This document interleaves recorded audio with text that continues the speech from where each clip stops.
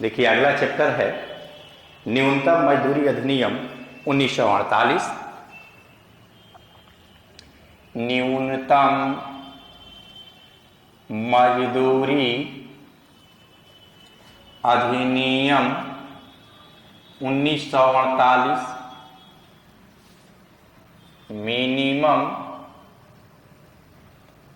Wages act 1948। न्यूनतम मजदूरी अधिनियम 1948 देखेंगे यह असंगठित क्षेत्र के नियोजनों में लागू होता है, जैसे आटा मिल, चावल मिल, दाल मिल, मुर्गी पालन,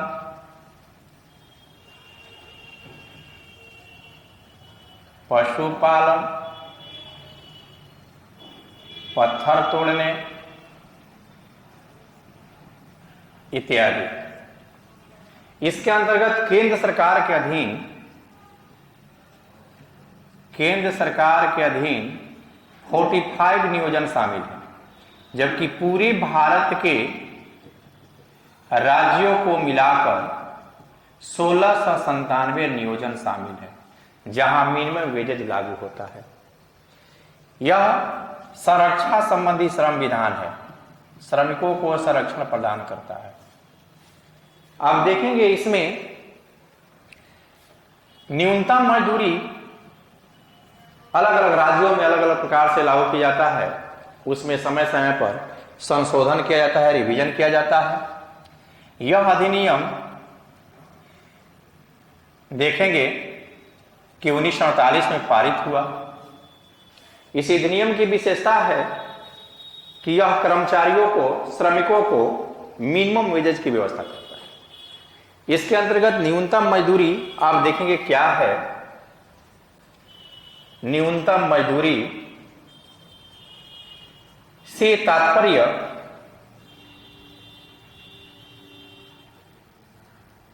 ऐसी मजदूरी से है जो किसी व्यक्ति की अनिवार्य एवं मूलभूत आवश्यकताओं की पूर्ति करती है। यह एक ऐसी मजदूरी है जो कर्मचारियों की कुशलता कायम रखती है।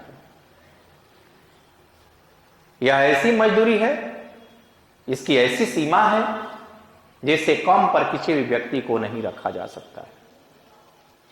जैसे आप देखेंगे कि अलग अलग राज्यों में अलग अलग प्रकार की मजदूरी दरें लागू की गई है। इसके अंतर्गत आप देखेंगे कौन कौन से क्वेश्चन बनेगा। पहला प्रश्न, न्यूनतम मजदूरी की परिभाषा दें। दूसरा, न्यूनतम मजदूरी अधिनियम 1948 का उद्देश्य बताएं। न्यूनतम मजदूरी अधिनियम 1948 के अंतर्गत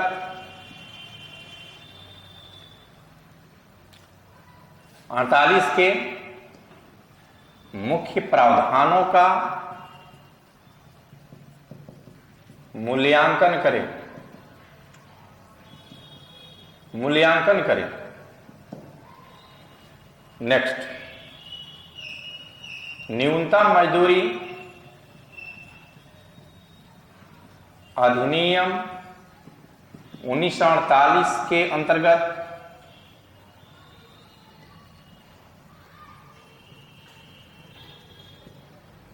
न्यूनतम मजदूरी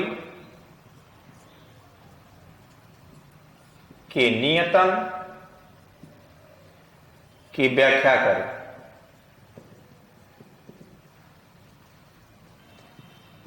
बिहार में न्यूनतम मजदूरी अधिनियम 1948 के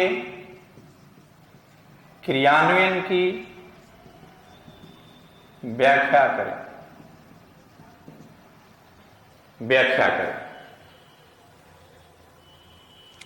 आप देखेंगे कि पहला है न्यूनतम मजदूरी। तो न्यूनतम मजदूरी की परिभाषा आप जान गए। इसका उद्देश्य क्या है देखेंगे। इसके कई उद्देश्य हैं।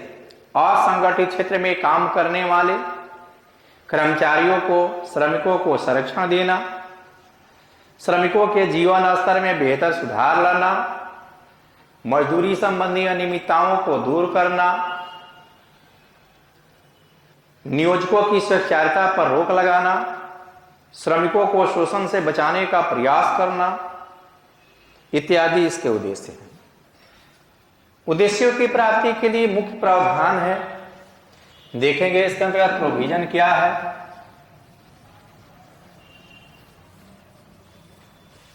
प्रावधान में आप देखेंगे पहला विस्तार क्षेत्र। इस अधिनियम में एक अनुसूची दी गई है जिसमें दो भाग है, भाग 1 एवं भाग 2। भाग 1 में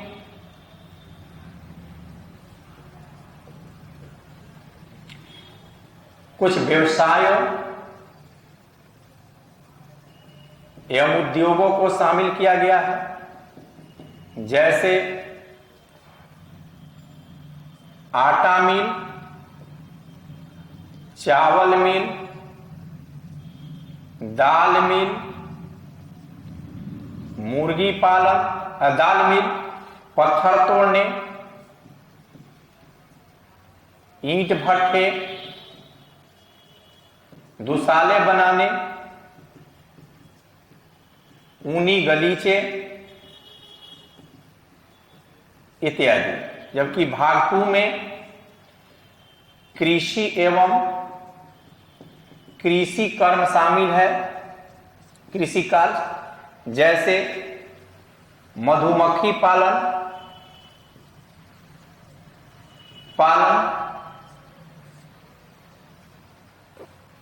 मुर्गी पालन, पशुपालन तथा अन्य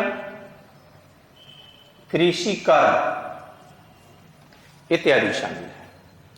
फिर आप देखेंगे कि दूसरा विस्तार क्षेत्र के बाद न्यूनतम मजदूरी का नियतन, फिक्सेशन।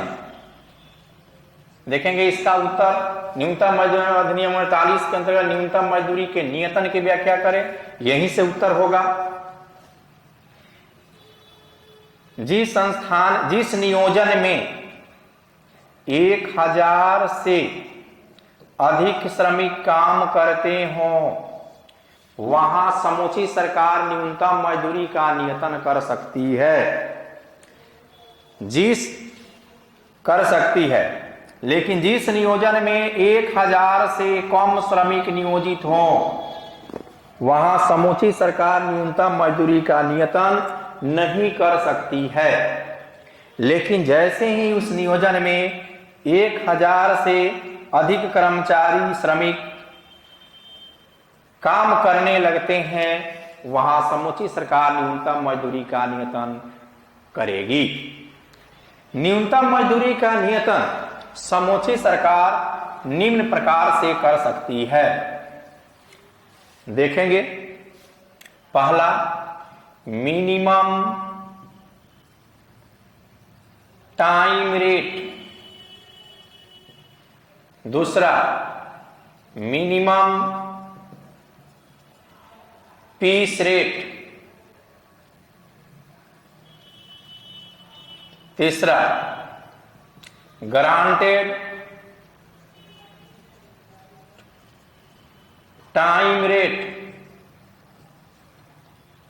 चौथा ओवर टाइम रेट। देखेंगे इसमें मिनिमम टाइम रेट यानी कलानुपाती काम के लिए कलानुपाती दर से मजदूरी, दर से मजदूरी। एग्जाम्पल,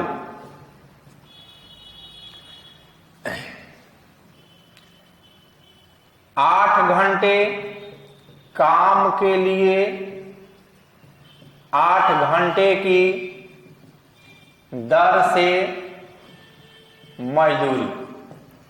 मिनिमम पीस रेट, मात्रानुपाती काम के लिए मात्रानुपाती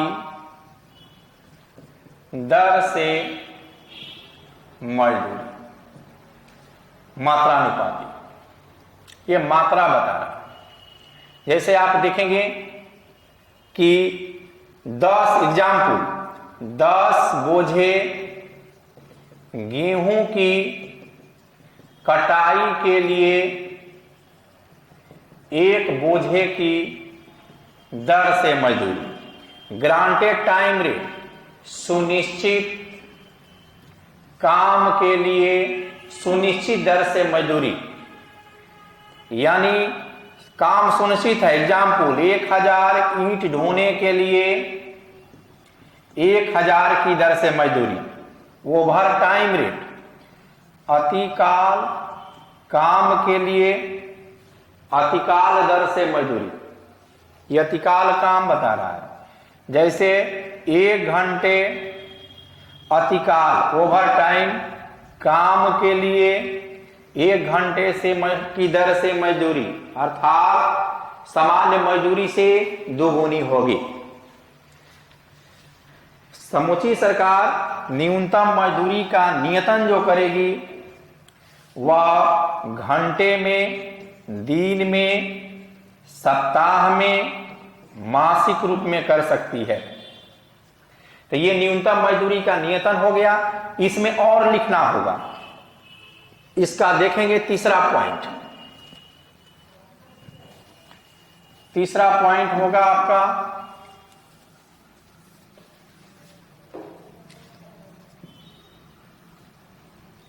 न्यूनतम मजदूरी नियतन की विधि। नियतन की विधि, न्यूनतम मजदूर नियतन की 2 विधि अपनाई जाती है। 2 विधि।